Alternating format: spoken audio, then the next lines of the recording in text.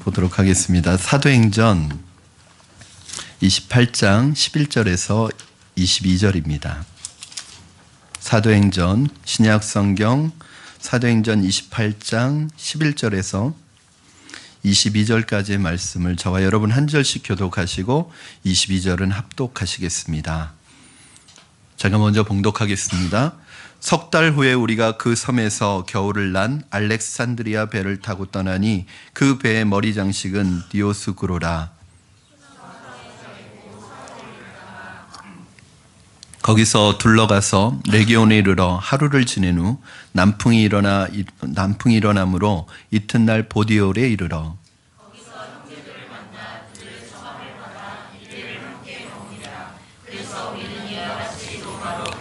그곳 형제들이 우리 소식을 듣고 앞비오 광장과 트레이스 타베르네까지 맞으러 오니 바울이 그들을 보고 하나님께 감사하고 담대한 마음을 얻으니라.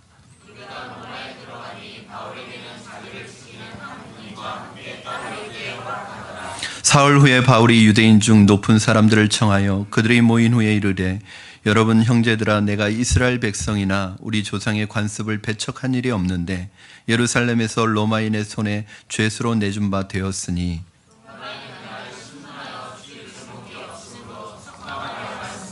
유대인들이 반대하기로 내가 마지못하여 가이사에게 상소함이요 내 민족을 고발하려는 것이 아니니라.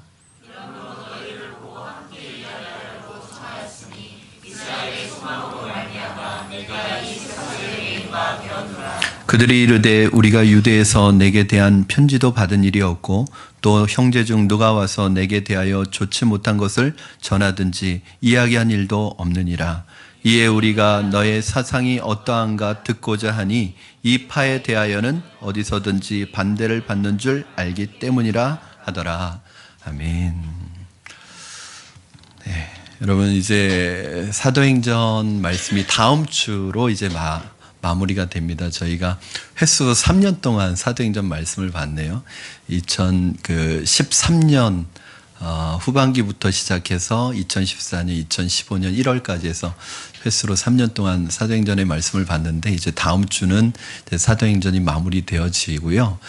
지난주에 말씀드렸던 것처럼 사도행전을 마치면 다니엘서로 구약으로 다시 가고 또 구약 다니엘서를 마치면 구약 다니엘서는 다 보지는 않을 거예요. 절반 정도만 볼 거고요. 그 다니엘서를 보고 와서는 신약의 산상수훈을 마태복음에 있는 산상수훈을 보게 될 거고 그것이 끝난 다음에 이제 로마서를 여러분과 함께 나눌 계획들을 가지고 있습니다. 여전히 사모하는 마음으로 말씀을 기대하는 마음으로 오셨으면 좋겠고요. 오늘 말씀은 드디어 로마에 바울이 도착하는 내용을 다루고 있습니다.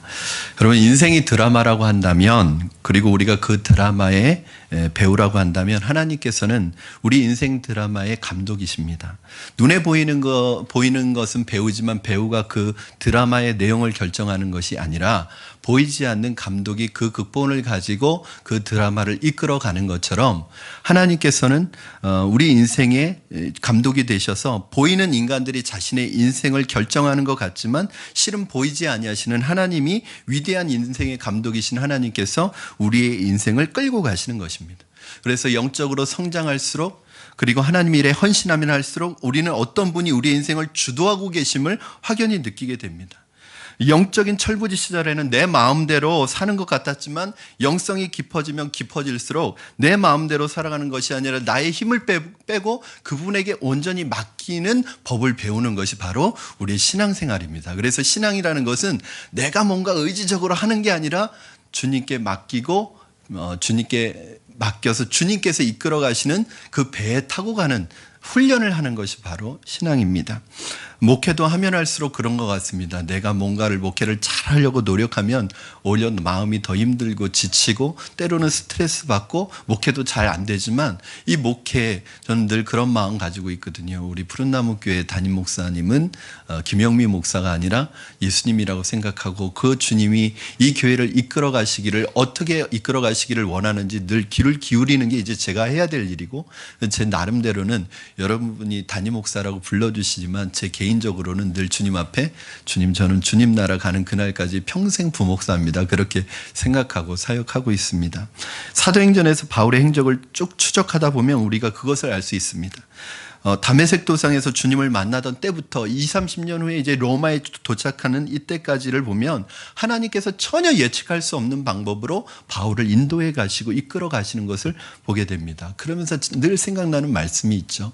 그렇죠. 잠언 16장 9절 말씀. 사람이 그 길을 계획할지라도 그 걸음을 인도하시는 분은 하나님이십니다. 여러분이 계획한 대로 안 돼요. 여러분이 계획한 대로 다 되면 여러분 교만해집니다. 왜냐하면 여러분은 신이 아니기 때문에 여러분이 계획하고 생각한 대로 다 될 수가 없어요. 그러나 하나님께 맡기고 내가 계획은 하죠. 그러나 하나님께 맡기고 가시면 내 계획대로는 안 될지라도 하나님께서 가장 선한 길로 우리의 걸음을 인도하여 주실 줄로 믿습니다. 여러분, 바울은 멜리데 섬에서 원주민들의 극진한 환대를 받으면서 3개월 동안을 머물러 있는데 이렇게 겨울이 지나고 항해하기 좋은 따뜻한 봄 2월 하순이나 3월 초가 되어서 이제 다시 멜리데 섬을 떠나기로 결정하고 로마를 향해 출발하게 됩니다. 바울이 폭풍을 만난 것은 사고였습니다. 그래서 3개월 동안 어쩔 수 없이 멜리데 섬에 불시착하게 된 것입니다. 그러나 이것은 사고였지만 축복이었습니다. 아름다운 그 멜리데 섬에서 석 달 동안 바울이 푹 안식할 수 있었습니다. 이 시간이 없었으면 또 바울은 일했을 거예요. 우리 대부분은 일 중독이에요. 그렇죠. 쉬는 것도 제대로 못 쉬어요. 제가 지난주에도 말씀드렸지만 저는 화장실 갈 때도 빈손으로 가면 뭔가 불안해요. 제가 일 중독이에요. 화장실에 가서도 꼭 책을 읽어야 돼요. 5분 앉아있는 것도 아까워요. 왜냐하면 저는 제 시간을 거의 분단위로 사용하고 있기 때문에 화장실 가는 것도 그냥 가서 멍하니 있으면 굉장히 아까운 거예요. 그러니까 제가 볼 때 제가 쉴 수 있을까? 쉬고 있으면 예전에는 뭔가 죄 짓는 것 같고 쉬고 있으면 내가 이래도 되나 그런 생각이 들었어요. 근데 요즘에는 많이 자유해졌죠. 여러분, 바울이 그런 사람이었어요. 그러니까 어느 때는 여러분 너무 분주하게 다니니까 하나님께서 여러분 다니지 못하고 그냥 하나님만 생각하도록 때로는 질병이나 때로는 병상에 누워있게 만들고 때로는 쉬게 만들고 아무것도 못하도록 스톱하게 만들 때가 있어요. 그때는 여러분 너무 답답해하지 마십시오. 그때는 하나님이 좀 나랑 얘기하자고 하시는 거예요. 그때는 나랑 좀 교제하자고 하시는 거예요. 왜냐하면 너무 바쁘니까 하나님과 교제할 새가 없어요. 사랑하는 여러분, 우리 인생에서 뜻하지 않은 브레이크가 걸렸다고 낙심하지 마시기 바랍니다. 이것이 저주가 아니라 축복이 될 줄로 믿습니다. 여러분 인생에서 좌천을 당하거나 병에 걸려 입원하거나 직장을 못 찾고 한동안 쉬고 있는 때가 있습니다. 능력이 있는 분들일수록 이런 시간을 못 견뎌야 합니다. 그렇지만 너무 불안해하거나 답답해하지 말고 하나님이 주신 선물이라고 한번 생각해 보십시오. 더 새로운 시작을 여러분에게 주시는 하나님의 어떤 터닝 포인트라고 생각하십시오. 마음의 여유를 가지십시오. 이 3개월의 시간은 바울에게도 아주 아름다운 축복의 시간이었지만 멜리데 섬 사람들에게는 놀라운 축복의 시간이었습니다. 왜요? 여러분, 멜리데 섬 이게 어디에 붙어 있는지도 모르는 이 섬에 이 위대한 기독교 지도자인 바울이 그 바울로부터 직접 말씀을 3개월 동안 제자훈련 받을 수 있는 이런 기회가 어디에 있겠어요? 이 멜리데 섬 사람들에게는 바울이 배가 풍랑을 만나서 파선당해서 그 멜리데 섬에 불시착한 것이 사실은 이 사람들에게는 축복이었습니다. 하나님의 선물이었습니다. 사랑하는 여러분, 저는 여러분이 다른 분들에게 하나님의 선물이 되기를 바랍니다. 여러분의 인생에 갑자기 어려워진 일들 때문에 낙심하지 마시고 그것이 하나님이 다른 사람을 축복하는 축복의 기회가 되기를 바랍니다. 오늘 12절에서 13절 말씀을 보니까 누가는 이 사도행전을 기록한 사람 누가인데 아주 그 바울의 멜리데 섬에서 로마까지의 행로를 자세히 기록하고 있어요. 먼저 어디에서 출발을 하죠? 멜리데 섬에서 출발해서 어디로 가죠? 수라구사. 이 발음이 잘 하셔야 돼요. 수라구사. 여기로 가는데 여기서 사흘을 정박합니다. 여기가 이탈리 시실리 섬의 수도였거든요. 이곳에서 사흘을 정박하는데 왜 사흘을 정박했을까요? 지금 멜리데 섬을 출발했으면 빨리 로마로 가야죠. 왜 여기서 사흘을 정박했을까요? 바람이 불지 않아서. 그러면 이 당시에는 증기 엔진으로 배가 가는 것이 아니라 순전히 바람의 힘에 의해서 가야 되기 때문에 내 마음이 아무리 급해도 바람이 없으면 못 가는 거예요. 바람에 의해서 가는 거예요.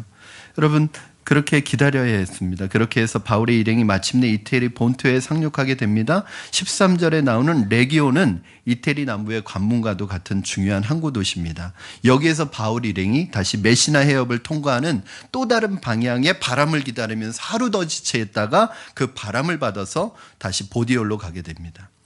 여러분, 이 수라구사, 레기온, 보디올 이 모든 과정이 바람에 의해서 가는 거예요.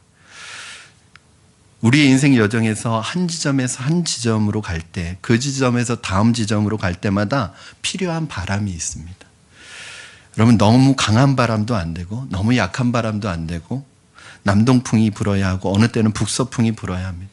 이것은 바람은 우리의 힘으로 만들 수도 없고 조정할 수도 없고 우리 힘으로 되는 게 아닙니다. 즉 하나님이 도와주셔야 합니다. 여러분, 그래서 하나님의 사람들은 기도해야 돼요. 쉬지 말고 기도해야 합니다. 그래야 포인트에서 이 포인트에서 저 포인트로 갈 때 필요한 바람을 하나님이 보내주시는 거예요. 여러분이 급하고 조급하다고 해서 여러분들이 갈 수 있는 게 아닙니다.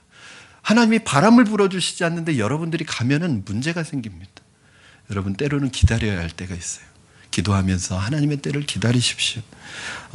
여기에서 여기까지 빨리 갔다고 해서 다음 항구에서 다음 항구까지 빨리 가는 것도 아닙니다. 지금까지 내 사업이 성공했다고 이 성공을 가지고 내일도 성공하는 거 아닙니다.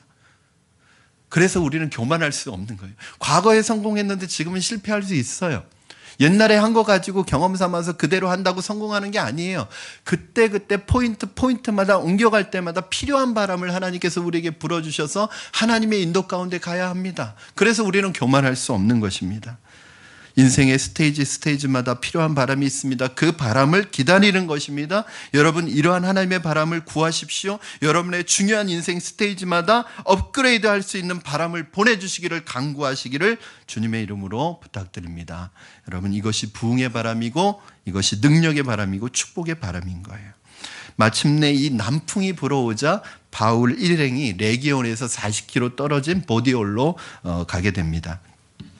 여러분, 이 보디올이 오늘날의 그 수많은 가곡의 주제가 되었던 나폴리 항구입니다. 나폴리입니다. 바울이 로마로 가고 있었다는 거예요. 중간에 감옥에도 있었지만 이 나폴리, 여러분, 이 나폴리 항구에서 이제 육로로 한 220km만 가면은 로마에 도착하게 됩니다. 장정의 걸음으로는 나흘이면 갈 수 있는 거리입니다. 누가가 계속해서 오늘 본문 여러분 보시면 느끼셨을지 모르겠지만 로마를 향해서 계속 가고 있는 걸 강조하고 있어요.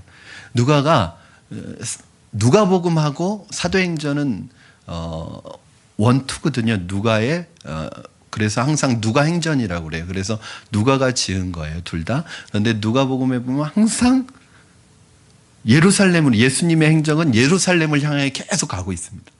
왜냐하면 예수님이 예루살렘이 비전이었기 때문에 그래요. 근데 바울은 계속 이 누가가 어디를 향해 가고 있는 걸 강조하냐면 로마를 향하고 가고 있는 것을 계속 강조하고 있어요. 뭐냐면 바울에게 있어서는 로마가 비전이었기 때문에 그렇습니다.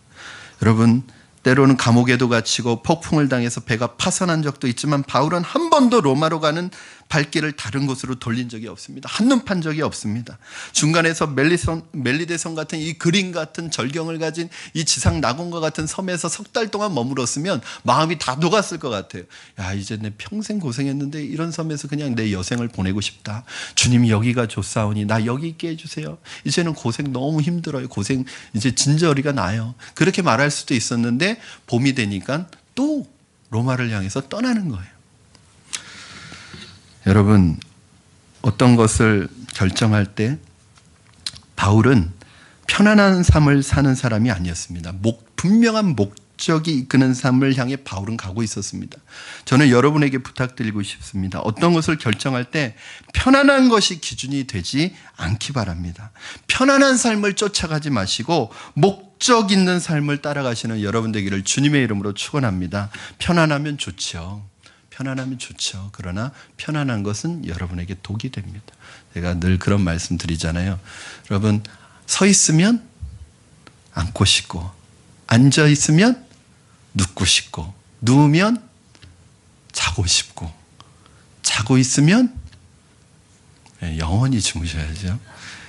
여러분, 사람은요, 이게 편안한 것이 그 사람을 오히려 죽여요. 그래서 저는 우리 청년들에게도 너무 안정된 직장, 너무 편안한 직장보다는 도전할 수 있는 직장을 선택하라고 늘 얘기합니다. 지금은 안정된 직장에 들어가서 내 평생 거기에서 있겠다 이렇게 생각하는 청년들이 많지만, 사실은 그러면 안정되면요, 사실은 영적으로 굉장히, 그 전에도 말씀드렸지만 개구리 죽이기, 제가 늘 말씀드리잖아요. 개구리 어떻게 죽이는지 아시죠? 네. 이게 개구리를 죽일 때 뜨거운 물에다가 개구리를 떨어뜨리면 너무 뜨거워서 개구리가 뛰쳐나간다는 거예요. 그런데 차가운 물에다가 개구리를 담고 밑에서 서서히 물을 데피면 따뜻하다. 누가 목욕물을 받아놨나, 몸이 나른해진다, 따뜻하다 하다가 나중에 익어버린대요. 편안한 거 좋아하시면 안 됩니다. 여러분들의 인생을 결정하는 기준이, 결정하는 선택의 기준이 편안한 것이면 그것은 가장 악수를 두는 거예요. 조금 지금 힘들고 어렵더라도 비전을 보고 따라가셔야 합니다. 그러면 그 비전은 반드시 이루어지고, 그 비전을 따라가는 그 과정 속에서 여러분들이 겪는 그 과정을 통해서 여러분들은 훨씬 더 성숙한 사람이 되고, 훨씬 더 단련된 사람이 되고, 훨씬 더 빛나는 사람으로 하나님이 만들어 가시는 것입니다. 여러분, 바울은 이렇게 로마를 향해서 넘어지고 쓰러져도 로마를 향해서 가고 있습니다. 지금 여러분은 어디를 향해서 가고 있습니까? 혹시 여러분 여기가 좋으면 여기에 있다가, 저기가 좋으면 저기 있다가, 하나님이 보여준 로마를 직선으로 가는 것이 아니라 삐뚤삐뚤하면서 가고 있지는 않습니까? 여러분의 인생이 심플해져야 합니다. 로마는 하나님이 우리에게 주신 비전, 사명의 땅입니다. 목적지입니다. 비전입니다. 아무리 힘들고 어렵다고 하더라도 거기서 빗나가면 안 됩니다. 이것저것 하다 보면 아무것도 못하게 됩니다. 영성은 집중력이에요.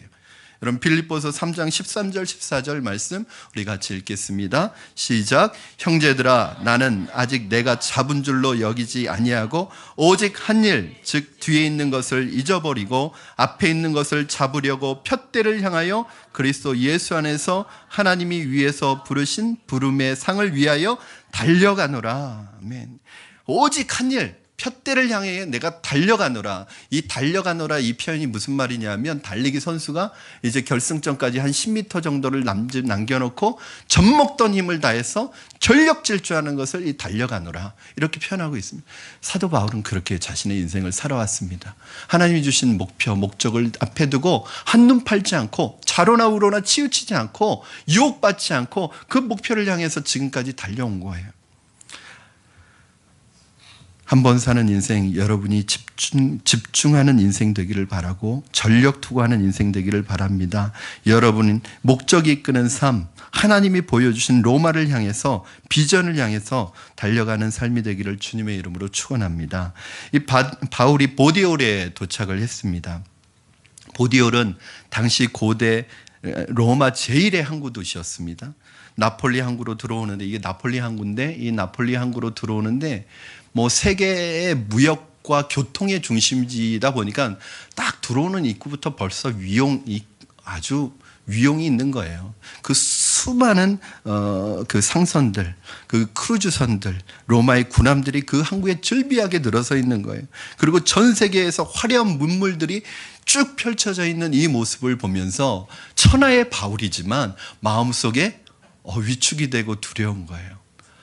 내가 이 로마에 들어가서 또 박해받지는 않을까, 핍박당하지는 않을까, 저렇게 위용을 갖추고 있는 저 로마에서 나는 통할 것인가, 저곳에 아는 사람도 바울은 학연 지연도 없어요. 연고가 없습니다. 그곳에 성도들이 있다는 얘기는 들었어요. 그러나 그 성도들과는 친분이 없고 그냥 편지로 주고받았을 뿐입니다. 이 거대한 심장으로 들어가면서 바울이 두렵고 떨리는 마음을 갖는, 여러분 낯선 땅에 처음 가본 경험이 있으십니까?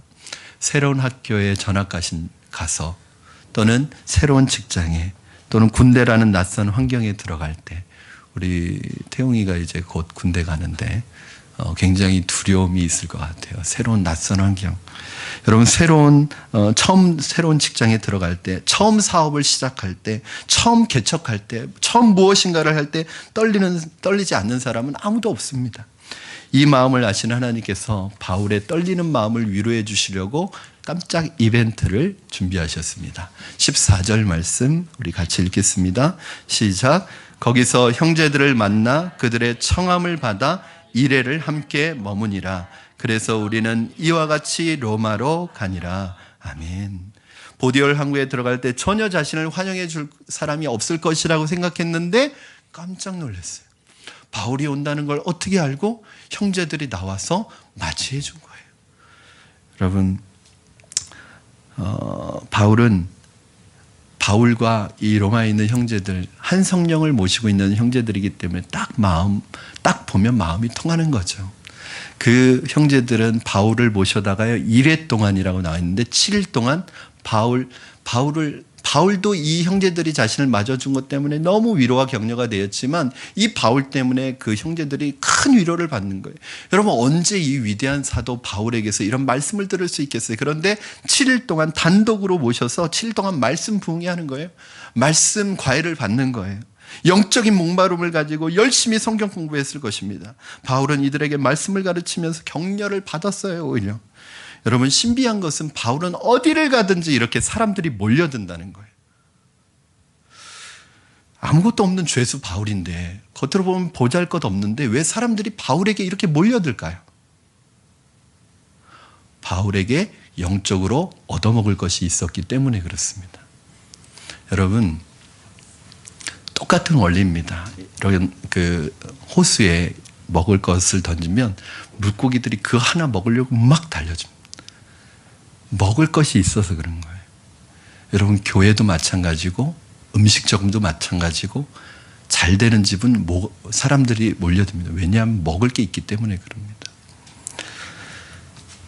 음식점이 많잖아요. 이 라인에도 굉장히 많고 그리고 유명한 음식점들이 유명한 음식점들 가보면 그런 음식점들이 계속 몰려 있습니다. 비슷한 업종에 같은 음식을 만드는 음식점들이 쭉 있는데 어떤 집은 그냥 줄이 밖에까지 서서 기다리고 있는데 어떤 집은 똑같은 음식을 파는데 하나도 손님이 없어요. 그럼 여러분 어디로 가시겠습니까? 내가 도와주자. 그리고 없는 집으로 가시겠습니까? 그런 분도 계실 수 있겠지만 그런 생각이 들지 않겠어요? 왜 똑같은 음식인데 저긴 사람이 하나도 없지? 그리고 줄 길게 쓴데 쓰죠. 역시 먹어보니까 명불허전이에요. 왜 사람들이 이 줄을 서서 기다리면서 먹는지 이해가 되는 거예요. 영적으로도 여러분 마찬가지입니다. 그 사람에게 영적으로 얻어먹을 것이 있으면 그 사람에게 몰리는 거예요. 바울이 가면 살아있는 말씀이 쏟아지고 치유와 능력이 나오고 기도의 역사가 나타나고 성령의 기름 부으심이 있고 귀신을 쫓는 영적인 권세가 뿜어져 나오니까 바울에게 사람들이 끌리는 것입니다. 이것을 우리는 뭐라고 하냐면 거룩한 흡입력이라고 합니다. 여러분, 세상에는 이렇게 거룩한 흡입력을 가진 맥시멈 크리스찬들이 있고 간신히 교회만 다니며 살아가는 미니멈 크리스찬들이 있습니다. 이것은 엄청난 차이입니다. 스마트폰이 있는데 저도 스마트폰을 가지고 있는데 이 스마트폰은요, 여러분 그냥 컴퓨터라고 생각하시면 됩니다. 컴퓨터를 들고 다니는 거예요. 여러분, 컴퓨터가 활용할 수 있는 그 펑션이, 기능이 얼마나 많겠어요? 그 수많은 기능을 여러분, 어떤 분은요, 전화 걸고 받는 데만 쓰는 분이 있습니다. 조금 더 사용하면 문자 메시지 보내고. 그런 분은 스마트폰 안 쓰셔도 됩니다. 근데 어떤 사람은 이걸 가지고 녹음도 하고 책도 보고 음악도 듣고 내비게이션으로 쓰고, 여러분 랜턴도 필요 없어요. 이거 랜턴으로 다 쓸 수 있고, 이 어플만 받으면 어플리케이션만 받으면 모든 여기에서 수백 가지가 나올 수 있는 거예요. 이걸 다 사용하는 사람이 있어요. 마찬가지로 같은 하나님을 믿으면서도 어떤 사람은 간신히 구원받고 천국 갈 정도로만 믿는 사람이 있습니다. 믿는 분들이 있습니다. 주일 예배 나오고 술, 담배 안 하고 거기에다 11조까지 하면 그것으로 만족하고 본인이 스스로 은혜 받습니다. 난 이 정도면 대단한 크리스찬이다. 요새 같은 세상에 이런 크리스찬이 어디 있어? 굉장히 스스로 은혜를 받습니다. 여러분, 그건 미니멈 크리스찬입니다. 최소한입니다. 맥시멈 크리스찬의 세계가 있습니다, 여러분. 여러분, 우리가 상상하지 못하는 영적 거장들의 세계가 있습니다. 영적인 정상이 있습니다. 새로운 차원의 영성이 있어요. 새로운 상상도 할 수 없는 기도의 세계가 있고 예배의 세계가 있고 신앙의 세계가 있는 거예요. 딱 들어가 보면 틀립니다. 성령이 불같이 임하는 교회에 들어가면 딱 들어가는 순간 눈물이 흐릅니다. 예배 드리는데 눈물이 나요. 몰라요. 왜 나는지 몰라요. 그런데 몇 주를 그렇게 눈물을 흘리면서 예배를 드립니다. 저는 우리 푸른나무 교회 예배가 그런 예배가 되기를 바랍니다. 저는 푸른나무 교회를 목회하면서 미니멈 목회를 하는 것이 아니라 맥시멈 교회를 목회할 거예요. 이건 여러분 오해하지 마세요. 맥시멈 교회라는 건 큰 교회를 말하는 게 아니라 큰 능력을 행하는 교회입니다. 그냥 제가 하는 설교가 간신히 틀에 박힌 설교하고 간신히 매너리즘에 빠진 그런 예배를 간신히 이끌고 가는 목회자가 아니라 저도 바울처럼 베드로처럼 설교하면 성도들에게 귀신이 떠나가고 그들의 가슴 속에 있는 자아가 깨어지면서 회개와 눈물과 감동이 쏟아져 나오고 자살을 생각하던 사람이 말씀을 듣는 가운데 죽음의 영이 떠나고 비전과 소망과 꿈을 새롭게 갖는 그런 맥시멈 패스터가 되기를 원합니다. 그리고 이걸 제가 스스로 다짐하는 거예요. 저는 여러분들이 맥시멈 크리스찬이 되기를 바랍니다. 여러분들이 그런 집사님들이 되기를 바랍니다. 하나님, 스테반 집사님 같은, 빌립 집사님 같은 집사가 되게 해주세요. 그렇게 생각하시고 그렇게 선포하십시오, 여러분. 그것이 바로 맥시멈 크리스찬입니다. 여러분, 한번 예수 믿고 살아가는 인생, 여러분이 좋은 교회를 선택하는 것이 얼마나 중요합니까? 왜냐? 여러분, 오래 쓰는 것일수록 고민하고 사잖아요. 오래 쓰는 것일수록 중요한 것일수록 비싼 값을 주고 사잖아요. 교회를 선택하는 게 왜 중요하냐면 좋은 교회에서 여러분의 영적인 은사가 폭발하게 되고 예배 때마다 하늘 문이 열리게 되고 어둠의 세력이 떠나가는 그런 예배를 드릴 수 있는 것을 갈망하십시오. 세상 속으로 나가서 여러분이 친구들에게 날마다 복음을 전하고 축복할 수 있고 내 모든 것을 하나님께 불살라도 아깝지 않은 그런 영성의 세계로 들어가십시오. 이것이 맥시멈 크리스찬입니다. 저는 늘 안타까운 것이 어떤 분은 수년 동안 오랫동안 신앙생활을 해오시는데도 여전히 이 발목만 담그고 계시는 분들이 계세요. 두려움이 있는 거죠. 상처가 있을 수 있어요. 왜냐하면 과거에 교회에 깊이 몸담았다가 어려움을 당했거나 사람에게 상처가 당한 분들이 있으면 들어오지 못합니다. 여러분, 근데 생각해 보세요. 여러분들이 이 장성한 어른이 아이들 정도 노는 이 유아 풀에서 수영을 한다고 생각해요. 아마 수영하려다가 배가 바닥에 닿으실 거예요. 불편한 것입니다. 사실은 그게 제일 불편한 거예요. 여러분, 빨리 깊은 곳으로 들어오셔야 합니다. 여러분이 깊은 영적인 세계 안으로 들어오셔야 합니다. 여러분이 그런 사람이면 어디를 가든 여러분 주위에 사람이 모입니다. 그런 분들에게는 순원 한 명만 붙여줘도 그런 순장들은 순식간에 10명, 20명으로 만들어냅니다. 그런데 어떤 분은 또 죽이는 은사가 있어요. 10명 붙여주면 1명으로 줄여놓는 은사가 있어요. 여러분이 스스로 굉장히 안타까워하셔야 합니다. 하나님, 제가 맥시멈 크리스찬이 되게 해주세요. 내가 부흥의 주역이 되게 해주세요. 여러분 15절 한번 보시면서 바울이 로마로 오고 있다는 소식을 보디올에서 일주일 동안 머무는 동안에 로마에 있는 성도들에게 전해졌습니다. 15절에 보니까 그들이 로마에서 약 70km 떨어진 아비오 광장, 이 트레이스 타베르네까지 와서 바울을 맞이합니다.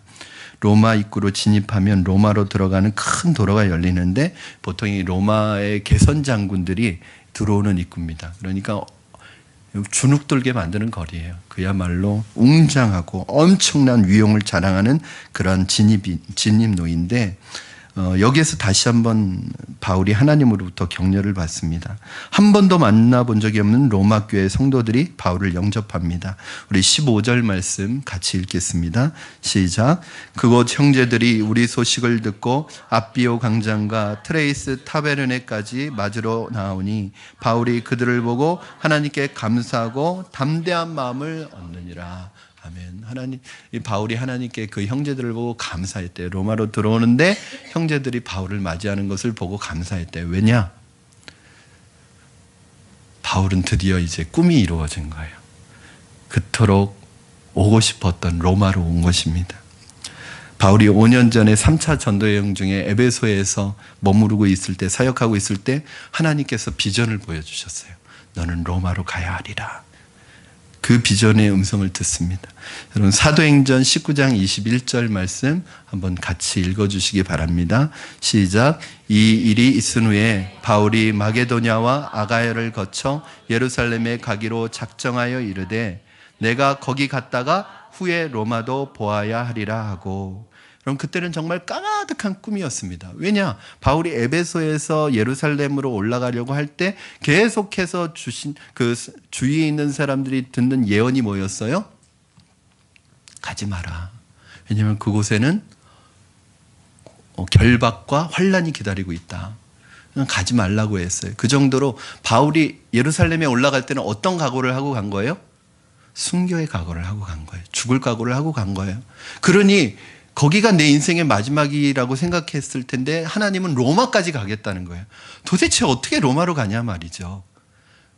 나는 예루살렘이 끝이라고 생각했는데 하나님은 로마까지 가겠다고 얘기해 주신 거예요. 그때는 정말 까마득한 꿈이었습니다. 로마 가는 건 생각도 할 수 없었어요.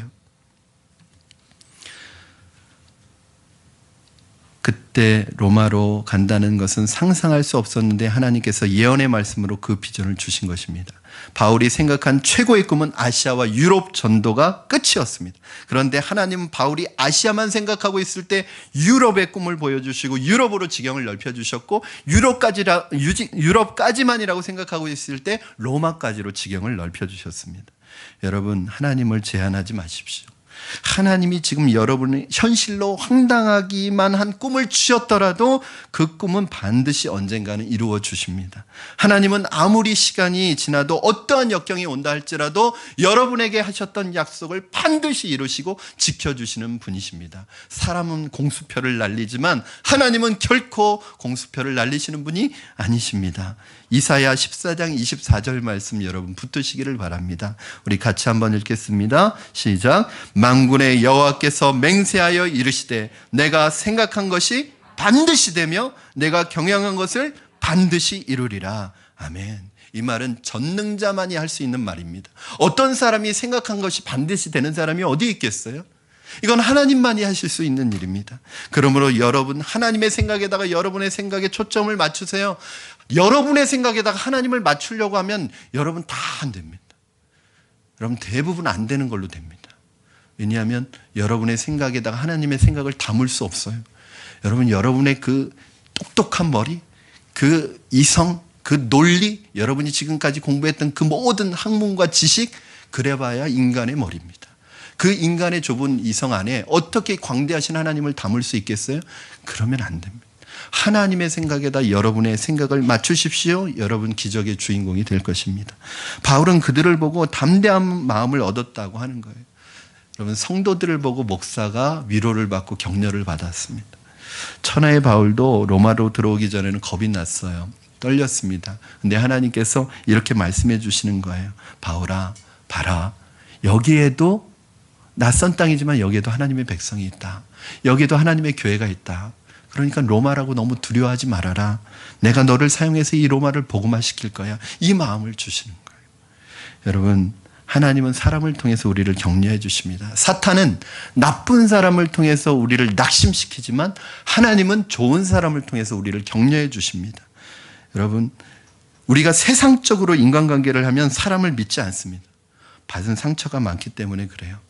그렇지만 영적으로 인간관계를 하면 상처를 딛고 일어나 새로운 기대를 하게 됩니다. 내게 상처를 주는 사람도 있지만 나를 축복하는 사람이 더 많아, 이런 기대를 갖게 됩니다. 바울은 로마의 성도들을 통해서 은혜를 받습니다. 여러분, 많은 성도님들이 부족한 저를 통해서 은혜 받는다고 합니다. 하지만 저는 여러분을 통해서 은혜 받습니다. 함께 하나님의 비전을 이루어갈 믿음의 식구가 있다는 것, 부족하지만 이 목사를 위해서 중보기도 해주고 사랑해주고 존경해주고 아껴주는 기도의 성도들이 있다는 것이 얼마나 감사한지 몰라요. 이게 얼마나 은혜가 되는 줄 몰라요. 그래서 설교를 하면 제 온 힘을 다 쏟아놓습니다. 성경 공부를 하면 온 힘을 다 쏟아놓습니다. 그런데 쏟아놓으면 지쳐야 되는데 오히려 새 힘을 얻어요. 지치지 않아요. 저는 그래서 강단에 있을 때 가장 힘이 있습니다. 그래서 어떤 분이 그래요. 우리 권사님 중에 한 분이, 아유, 권사님 두 분밖에 안 계신데, 권사님 중에 한 분이라고 그러면 너무 좁혔네요. 우리 성도님 중에 한 분이, 목사님은 강단에 섰을 때랑 평상시 얘기할 때랑 너무 다른 것 같아요. 왜 그런지 아세요? 여기가 제 자리이기 때문에 그런 게 아니라, 여기에서 말씀을 선포할 때 여러분 표정 하나하나, 눈빛 하나하나가 피드백으로 오면 그것이 저에게 비타민이 되는 거예요. 저를 힘나게 하는 거예요.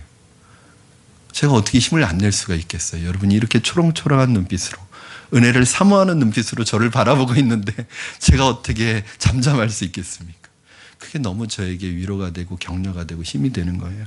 그래서 하나님의 사람들에게 있어서 만남은 우연이 아니에요. 아주 먼 옛날부터 하나님이 준비하신 만남입니다. 하나님께서 바울과 로마 형제들의 만남을 준비하셨고 저와 여러분의 만남을 준비하셨습니다. 여러분 기대하십시오. 저와 여러분, 우리 푸른나무 교회 공동체를 통해서 하나님이 어떠한 일을 이루실지 모르기 때문입니다. 16절 말씀 같이 읽겠습니다. 시작. 우리가 로마에 들어가니 바울에게는 자기를 지키는 한 군인과 함께 따로 있게 허락하더라. 아멘. 여러분, 드디어 로마에 도착했습니다. 로마까지 바울을 호송해 오던 그 백부장은 이제 황제 친위대에게 바울을 넘겨주고 이제 자신의 모든 임무를 마쳤습니다. 이 로마 백부장 참 불쌍해요. 얼마나 바울 데리고 오느라고 고생이 많았는지 몰라요. 죽을 고비를 몇 번 남겼습니다. 이제 마음이 시원섭섭하지는 않았을 것 같아요. 시원했을 것 같아요. 그런데 이 친위대, 황제 친위대에 넘겨주고 나서 30절에 보면은 이제 다음 주에 볼 텐데, 바울이 이제 죄수의 신분으로 왔기 때문에 감옥에 갇혀야 되잖아요. 그래서 처음에는 영내에 있는 감옥에 가둬두었다가 바울을 얼마 지나지 않아서 밖에 있는 셋집에다가 집을 얻어주고 그곳에 가택연금 상태로 구금을 하는 거죠. 그런데 가택연금 상태이기는 하지만 죄수이기 때문에 어떻게 관리를 했냐면 병사 하나를 옆에 붙여서 같이 수갑을 채우는 거예요. 그리고 24시간 이 병사가 그 바울을 감시하는 겁니다. 여러분 얼마나 불편하겠어요. 여러분 화장실에 갈 때도 같이 가야 되지. 모든 걸 같이 해야 되는 거예요. 24시간. 그리고 또 24시간이 지나면 다른 죄수가 와서 다른 병사가 와서 또 바울은 그대로인데 계속 죄수만 바뀌면서 병사만 바뀌는 거예요. 여러분 좋은 일이에요, 나쁜 일이에요? 생각하기 나름이죠. 저는 로마 군인이 불쌍해요. 바울은요, 그야말로 할렐루야죠. 왜요? 자기를 핍박하면서 돌 던지는 사람들 앞에서 전도하는 사람인데 옆에다가 24시간 붙들어 놨으니 이건 꼼짝없이 어디 도망가지도 못하고 바울한테 복음을 들어야 되는 거예요. 여러분, 제가 지난번에 우리 제자반에서 이제 훈련하는 것 중에 사형리를 암송하는 훈련을 하거든요. 왜 암송을 하느냐면 보고도 전도할 수 있지만 암송해놔야지 내가 언제든지 복음을 상황과 환경에 관계없이 전할 수 있어요. 예를 들어서 우리 집사님 중에 한 분이 명절 때였던 것 같아요. 이제 그 친척을 태우고 이렇게 가는데 운전을 해서 가는데 영적인 얘기가 나왔대요. 그런데 집사님이 이걸 하나님이 주신 기회로 생각하고 자연스럽게 영적인 얘기를 하면서 복음을 전해야겠다 생각을 했대요. 여러분, 이때 운전대를 붙잡고 있고 차가 막히고 있어요. 이 차 안에서 어디 도망갈 데도 없잖아요. 그러니까 이 운전대를 붙잡은 상태에서 외웠던 사형리를 줄줄줄줄 얘기했대요. 근데 그 차 안에서 영접을 했대요, 이분이. 중간에 어디 차를 뛰쳐나갈 수도 없고 그냥 옆에 꼼짝없이 옆자리에서 복음을 들어야 되는. 여러분, 이렇게 바울이 복음을 전하니까 하루 바울하고 같이 있으면 크리스찬이 되는 거예요. 그리고 또 사람이 바뀌어요. 또 병사가 오면 또 크리스찬이 되는 거예요. 예수 믿는 사람이 되는 거예요. 그렇게 한 소대가 전부 크리스찬이 되고. 여러분, 그래서 나중에 교회사의 기록에 보면 백부장 출신이었던 고넬료라는 사람에 의해서 복음이 군대 안에 들어가고 또 바울을 통해서 군대가 급속하게 복음화되는 것을 여러분 교회사에서 말씀하고 있습니다. 여러분 옆에 할 수 없이 묶여있는 사람이 있습니까? 전도하십시오. 여러분, 회사 동료들 어디로 가겠어요? 그렇죠? 여러분 옆에서 일해야 하죠. 여러분 가족 그냥 묶여진 게 아닙니다. 하나님이 주신 전도의 기회입니다. 한국교회가 전도 세미나 많이 하는데 저는 전도 세미나 한두 번 참석하고 참석 안 합니다. 왜냐하면 전도는 세미나 한다고 되는 게 아니에요. 전도는 그냥 해야 합니다. 하나님의 은혜를 제대로 체험하면 시키지 않아도 하게 되어 있습니다. 여러분 좋은 음식 먹고 나면 좋은 곳에 갔다 오면 좋은 영화 보고 나면 친한 사람들에게 다 말하고 다니는 거예요. 영화사로부터 음식점으로부터 돈 받은 거 없어요. 친분이 있는 거 아니에요. 뭐 생기는 것도 없어요. 그런데 말하지 않으면 막 입이 근질근질해서 견딜 수가 없는 거예요. 이게 전도의 원리랑 똑같습니다. 내가 겪어보고 좋으면 반드시 나와 친한 사람들에게 말하게 돼 있는 것처럼 예수님이 정말 좋으면 전도 안 하겠어요? 그래서 저는 저희 교회 성도들에게 전도를 전도하라고 야단치지 않습니다. 왜냐하면 제가 목사로서 직무유기하고 있는 것이 아니에요. 왜냐하면 시스템적으로 여러분들은 1년에 한 번 전도하게 되어 있습니다. 새생명 축제 때. 그리고 또 전도의 마음이 있는 분들은 수요일 날 나와서 전도단에서 오전 동안 점심 동안 계속 전도합니다. 그런데 왜 여러분에겐 제가 전도를 강조하지 않는지 아세요? 어느 교회 가보면 전도 플랜카드를 현수막을 쭉 붙여놓습니다. 거기 가면 꼭 북한 간 것 같아. 빨간 현수막에다 할 수 있다, 해보자, 하면 된다, 막 이런 구호 붙어 있고, 막 그런 교회는 막 전도 안 하는 사람은 교회 나오는 것도 미안하고 굉장히 위축돼서 다니는 전투적인 교회가 있어요. 그런데 여러분 다 소용없습니다. 그렇게 한다고 전도하겠어요? 내가 말씀의 은혜 받고 내 안에 성령이 충만하고 은혜가 충만하면 그냥 시키지 않아도 전도하게 되어 있습니다. 여러분이 교회가 좋은데 교회 자랑 안 하겠어요?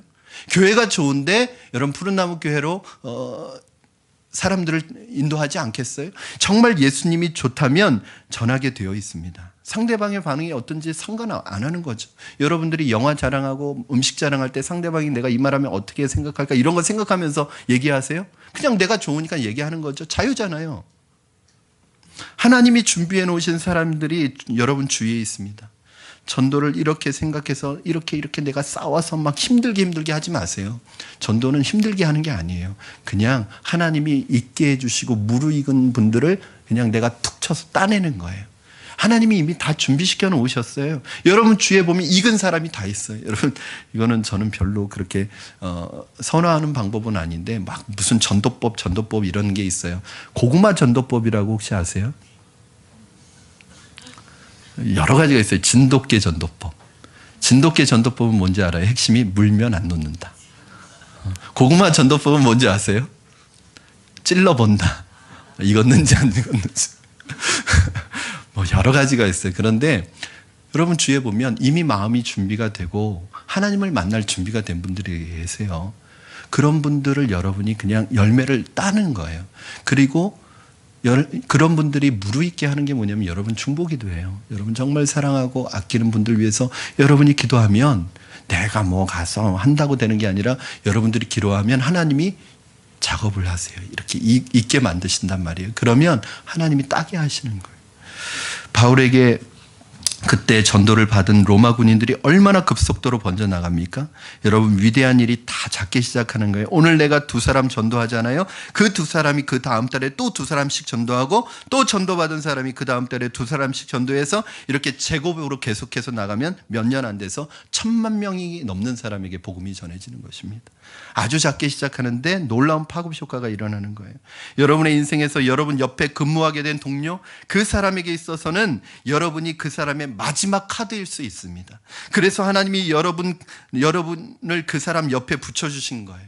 그래서 천국 가면 우리가 하나님 앞에 가서 혼날 사람 많습니다. 하나님이 내가 그 불신자에게 나의 마지막 카드로 너를 그 옆에 붙여주었는데 네가 그 사람과 2년 동안 일하면서 같은 데스크에서 2년 동안 일하면서 한 번도 예수 얘기를 전하지 않았느냐? 어떻게 그렇게 하고 올 수 있느냐? 내가 너를 그 사람 마지막 카드로 보냈는데 너는 어떻게 한 번도 그 사람에게 복음을 전하지 않고 올 수 있느냐?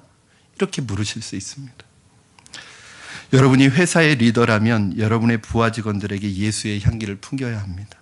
여러분 잘난 척하라고 출세시켜 준 것 아닙니다. 여러분 잘난 척하라고 명예를 주고 인기를 주고 학위를 준 것 아닙니다. 바울은 만나는 사람마다 어떤 상황에 놓여 있든지 하나님께서 주신 전도의 기회로 삼았습니다. 저는 여러분에게 하나님께서 묶어주신 그 사람들이 여러분으로 인하여 하나님의 백성이 되는 축복이 있기를 주님의 이름으로 축원합니다. 말씀을 정리합니다. 여러분, 우리는 오늘 본문을 통해서 중요한 것을 배우게 됩니다. 로마라는 이 새로운 땅도 결국은 하나님이 다스리는 땅이고, 로마에서 만나게 될 새로운 사람들도 하나님의 다스림 가운데 있는 사람들입니다. 새로운 시작을 담대하게 하시기 바랍니다. 무모하게 하라는 이야기가 아니라 기도하고 오랜 시간 준비하고 하나님이 주신 음성을 확신했다면 너무 지레 겁먹지 마시고 앞으로 밀고 나가십시오. 부딪혀 보십시오. 도전해 보십시오. 우리가 인생에서 새로운 도전이 기다리고 있습니다. 그런데 이 새로운 도전을 할 때마다 두렵고 떨리는 것은 어쩔 수 없어요. 그러나 여러분 강하고 담대하십시오. 철저히 준비하고 여러분이 하나님의 손 안에 있다면 하나님께서 여러분과 함께 하실 줄로 믿습니다. 너무 인간적으로 생각하고 괴로워하고 좌절하지 마세요. 그건 사탄의 보이스 피싱입니다.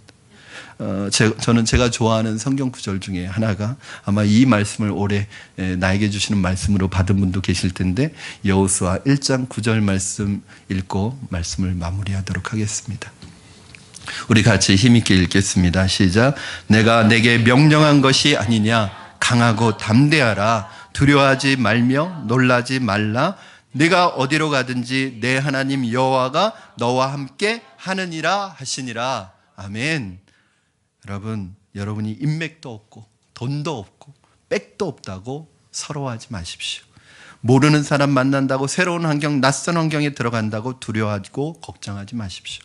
하나님께서 여러분과 함께 하실 줄로 믿습니다. 강하고 담대하게 나가서 승리하는 여러분 되기를 주님의 이름으로 축원합니다. 우리 이 시간에 함께 찬양하고 기도하도록 하겠습니다. 하나님, 우리에게 각자에게 주신 땅이 있습니다. 이것은 꼭 지역적인 땅의 의미를 얘기하는 것이 아니라 약속이 있다는 거죠. 비전이 있다는 거죠. 꿈이 있다는 거죠. 이 비전과 꿈을 향해서 나가는 건 쉽지 않습니다. 편안하게 안주하는 게 제일 쉽죠. 비전을 향해서 나갈 땐 분명히 어려움이 있고 방해물이 있고 장애물이 있고 원수들이 있고 대적이 있고 그런 만나게 돼 있어요. 그러나 하나님께서 여러분이 하나님 신뢰하고 말씀 신뢰하고 끝까지 믿음으로 나가면 그 약속이 여러분을 통해서 이루어질 줄로 믿습니다. 우리 이 찬양 하나님께 우리의 고백으로 드리겠습니다.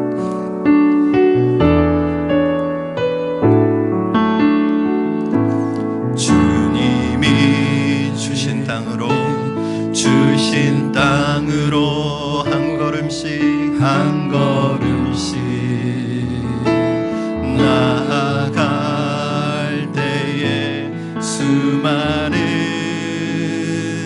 적들과 견고한 성이 나를 두렵게 하지만 주님을 신뢰함으로 신뢰함으로 주님을 의지함으로 주님을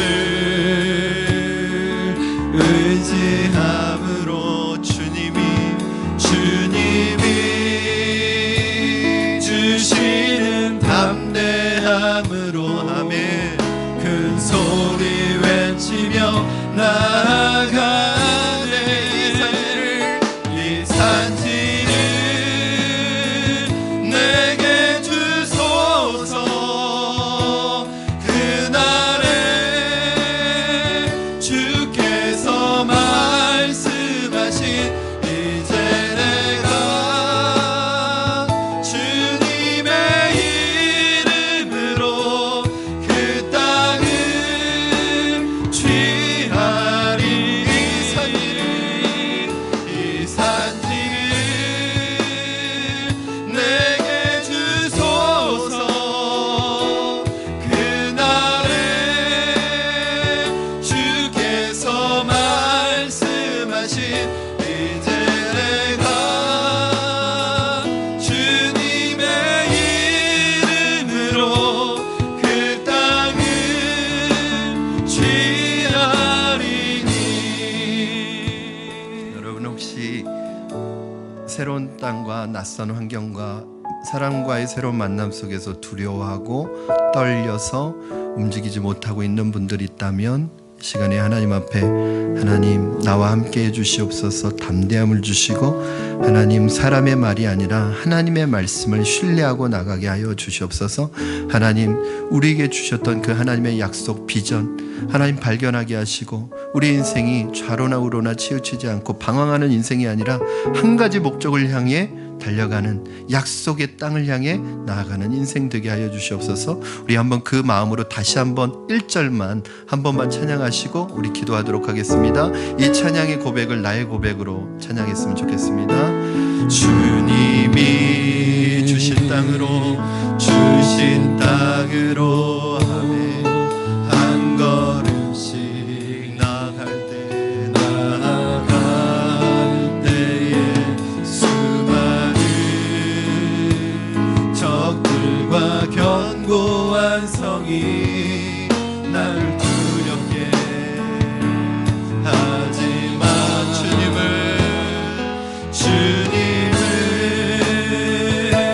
신뢰함으로 주님을 의지함으로 아멘. 주님이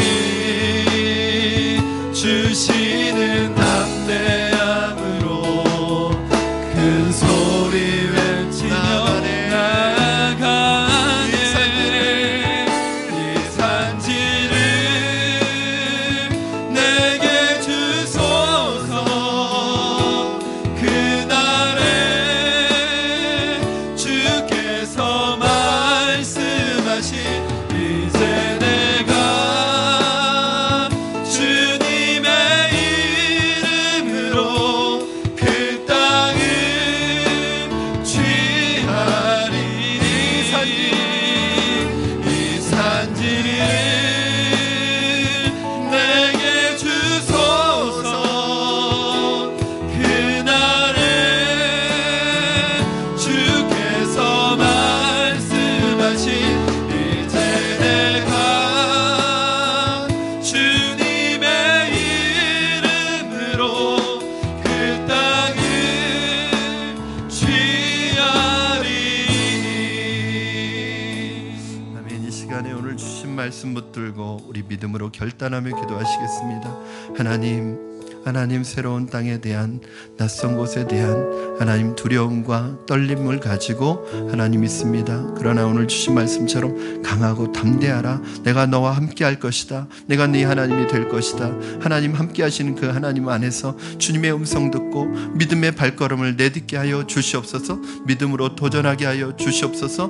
무엇보다도 하나님 우리가 영적인 흡입력이 있는 사람이 되어서 우리가 가는 곳마다 문제가 해결되고 우리가 가는 곳마다 하나님 아버지 귀신이 떠나가고 어둠의 역사가 떠나가고 우리를 통하여 하나님의 백성들이 확장되어지는 은혜를 보게 하여 주시옵소서. 목적 있는 삶을 살아갈지언정 방황하는 삶으로 우리의 인생을 장식하지 않게 하시고 하나님 앞에 주신 약속, 비전, 꿈을 향하여 믿음으로 나아가는 우리가 될 수 있도록 믿음으로 나아갈 때 꿈을 향해 나갈 때 어떠한 어려움이 있어도 어려움 때문에 중간에 낙심하고 포기하지 않도록 하나님 우리에게 강건한 견고한 믿음을 허락하여 주시옵소서. 우리 합심하여 기도하시겠습니다.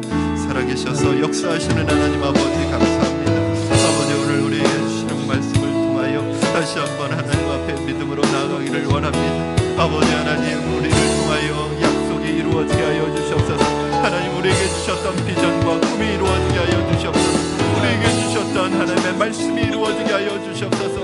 오늘 하나님 현실의 어려움 때문에 낙심하는 자가 있다면, 실망하는 자가 있다면, 하나님 절망하는 자가 있다면 오늘 하나님 새롭게 하여 주시고 힘을 주시고 강하고 담대한 마음 주시고 주를 향하여 나아갈 수 있도록 주님을 향하여 믿음으로 나아갈 수 있도록 도와주시옵소서. 우리를 통하여 하나님의 뜻과 계획이 이루어지게 하시고 우리에게 붙여주신 그 사람들을 주께로 인도하는 영적인 하나님 아버지 차선 역할을 할 수 있도록 영적인 축복의 통로 역할을 할 수 있도록 주님 붙들어 주시고 역사하여 주시옵소서.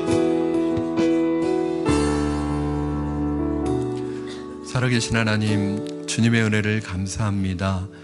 하나님 어렵고 힘든 상황 가운데 놓여 있을지라도 상황과 환경 때문에 낙심하거나 절망하는 자 되지 않고 그 상황과 환경 속에서 하나님이 주신 비전으로 꿈을 가지고 다시 한번 일어나게 하여 주시옵소서. 무엇보다도 우리에게 주신 말씀이 반드시 이루어질 줄로 믿습니다. 우리를 통하여 이루어질 줄로 믿습니다. 강하고 담대하게 하여 주시옵소서. 놀라지 말고 두려워하지 말고 믿음의 발걸음을 내딛게 하여 주시옵소서. 우리를 통하여 수많은 사람들이 주께로 돌아오는 환상을 보게 하여 주시고 우리가 그렇게 하나님 앞에 맥시멈 크리스찬으로 쓰임받게 하여 주시옵소서. 감사드리며 예수님의 이름으로 기도드리옵나이다. 아멘. 아멘. 우리 다 같이 자리에서 일어나셔서 주님 앞에 봉헌하도록 하겠습니다.